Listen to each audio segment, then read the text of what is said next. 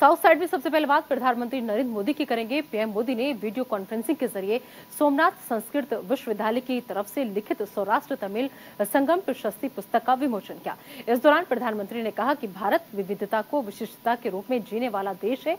हम अलग अलग भाषाओं और बोलियों को, कलाओं और विषयों का उत्सव मनाते हैं। हमारी ये विविधता हमें बांटती नहीं है, बल्कि हमारे बंधन को मजबूत बनाती है। हम जानते हैं कि अलग अलग धाराएं जब साथ आती हैं तो संगम का सृजन होता है। हम इन परंपराओं को सदियों से बढ़ावा देते आए हैं।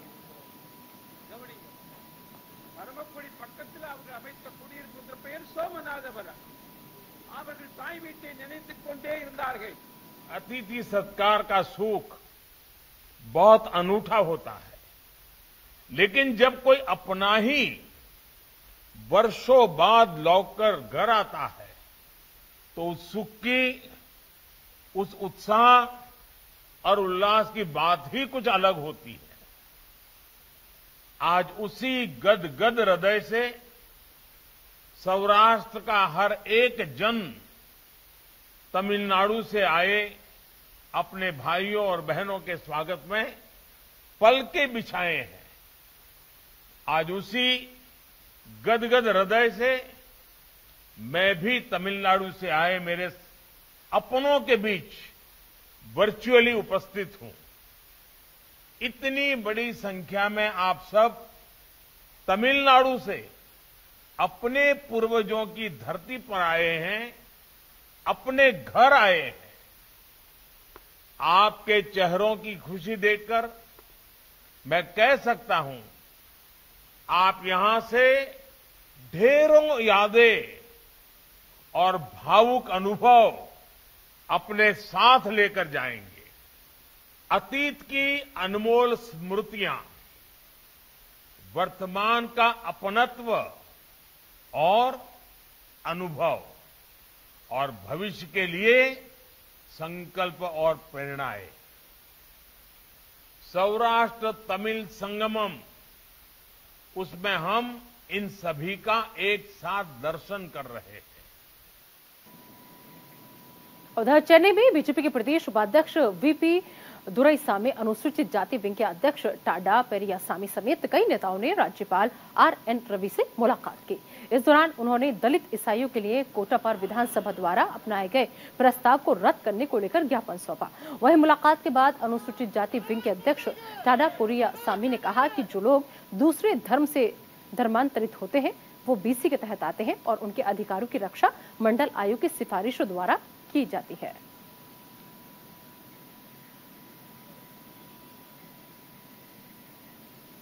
चेन्नई में राज्यपाल आरएन रवि ने अपोलो अस्पताल में अपोलो जीनोमिक्स संस्थान का शुभारंभ किया।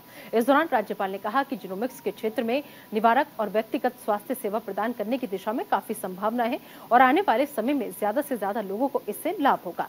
उन्होंने आगे कहा कि अगले 25 वर्ष भारत के लिए महत्वपूर्ण है, क्योंकि वो स्वतंत्रता की शताब्दी वर्ष के दौरान स्वास्थ्य सेवा सहित सभी क्षेत्रों में नेतृत्व करना चाहता है।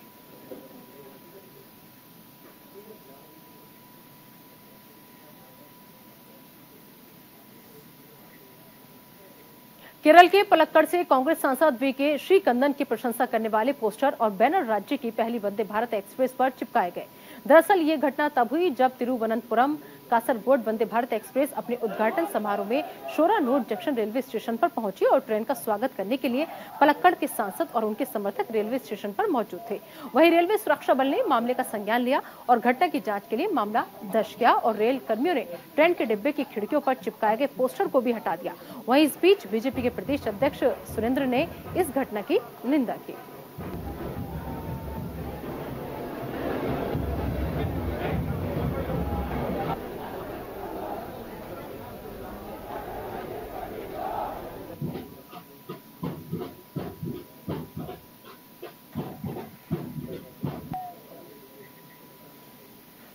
प्रधानमंत्री नरेंद्र मोदी के कोच्चि वारट मेट्रो के उद्घाटन के बाद आम जनता की मेट्रो सेवा शुरू हुई। आम जनता के लिए जहां सुबह 7 बजे हाईकोर्ट और वाइपिंग वाटर मेट्रो टर्मिनल से नाव का संचालन शुरू हुआ। इस रूट का टिकट जो है वो 20 रुपए रखा गया है। पीक आवर्स के दौरान हाई कोर्ट वाइपिन रोड पर हर 15 मिनट में बोट सर्विस होगी और मेट्रो की सेवाएं रात 8 बजे तक जारी रहेंगी। वहीं कोच्चि वाटर मेट्रो लिमिटेड के एमडी लोकनाथ बेहरा ने वाइपिन वाटर मेट्रो टर्मिनल से वाइपिन द्वीप वासियों के साथ पहली नाव सेवा ली और कहा कि वाटर मेट्रो सेवा लोगों के लिए फायदेमंद होगी और भविष्य में नाव की संख्या भी बढ़ाई जाएगी।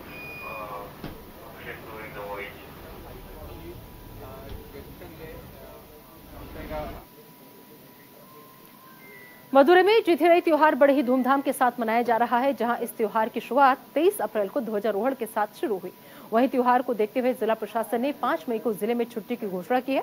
बता दें कि मदुरै में मीनाक्षी अम्मन मंदिर में मनाया जाने वाला ये एक वार्षिक उत्सव है।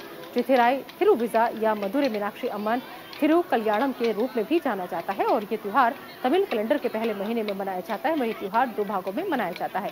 पहला भाग मदुरै मीनाक्षी अम्मन मंदिर में मनाया जाता है और त्योहार का दूसरा भाग मदुरै के कल्ला झगर मंदिर में मनाया जाता है।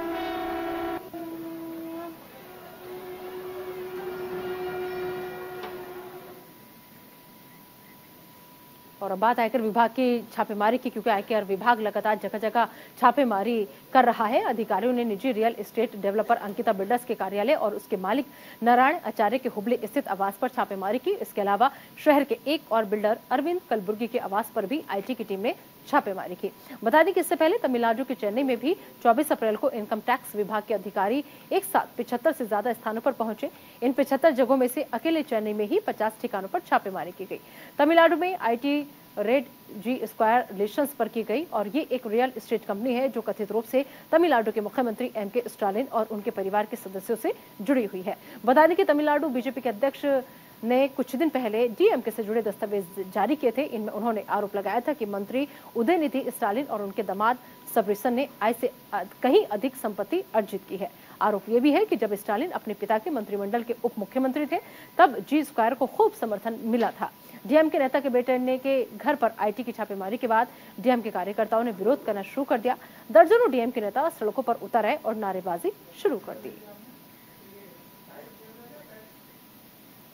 इधर हैदराबाद में स्पेशल टास्क फोर्स, पुलिस और स्पेशल ऑपरेशन टीम के एक संयुक्त अभियान के तहत फेक करेंसी सप्लाई करने वालों पर शिकंजा कसा है, जहां पुलिस ने 13 लोगों को फेक करेंसी के साथ गिरफ्तार किया है।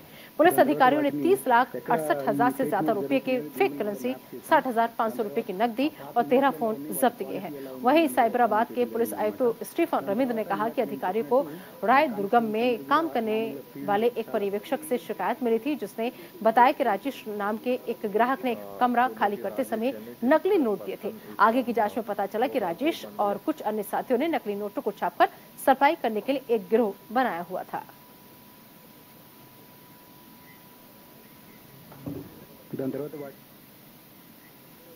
तो फिलहाल साउथ साइड में अभी के लिए इतना ही। आप दीजिए इजाजत, लेकिन बने रहिए न्यूज़ इंडिया के साथ।